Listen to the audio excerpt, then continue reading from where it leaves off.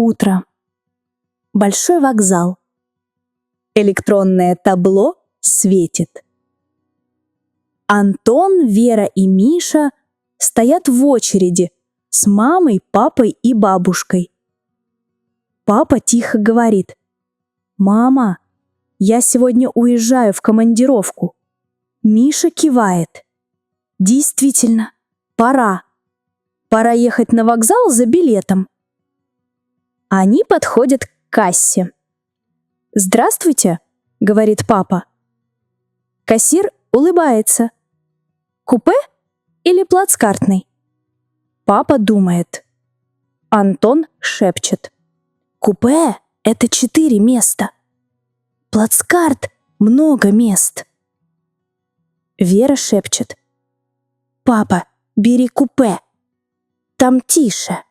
Бабушка говорит по телефону брату: «В вашем возрасте уже надо думать о семье.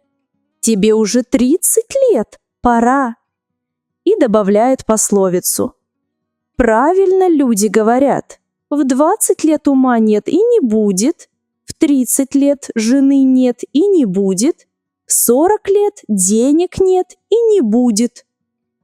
Рядом женщина с коляской улыбается. «Это мои дети. Они близнецы. Мы назвали их Петр и Полина». «Как мило», — говорит мама. На стене экран с новостями. Вера шепчет: «Смотри, свадьба». Миша улыбается. Он ровесник своей жены. Им по 30. Антон спрашивает: «Ровесник — это одного возраста?» «Да», — говорит Миша, — «одинаковый возраст». Кассир снова спрашивает: «Какой вам билет?» Папа отвечает: «Пожалуйста, купе, нижняя полка».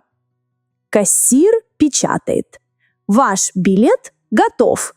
Счастливого пути!» Семья выходит из очереди. Папа обнимает всех. Вера говорит Мише: «Пора провожать папу на платформу». «Пора», — говорит Миша спокойно. «И не забываем, пора плюс инфинитив. Это удобно». Вопрос для тебя. Какой билет купил папа? Купе или плацкартный?